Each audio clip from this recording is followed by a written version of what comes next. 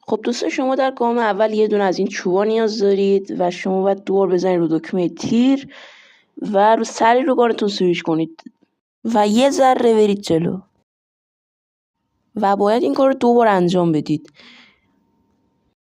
و اینم بگم حتما باید گان سمت چپ باشه، اگه سمت راست باشه نمیشه. و این باگ بعدی هم داره، اینه که اگه گانتون رو در بیارید و تیر بزنید این باگ میره و مثل حالت عادی رو میره.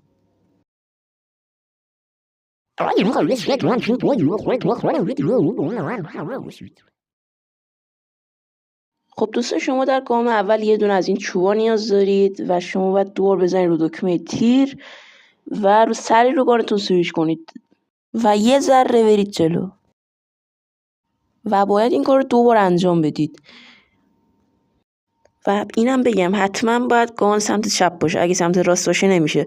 و این باگ بعدی هم داره، اینه که اگه گانتون رو در بیارید و تیر بزنید این باگ میره و مثل حالت عادی رو میره.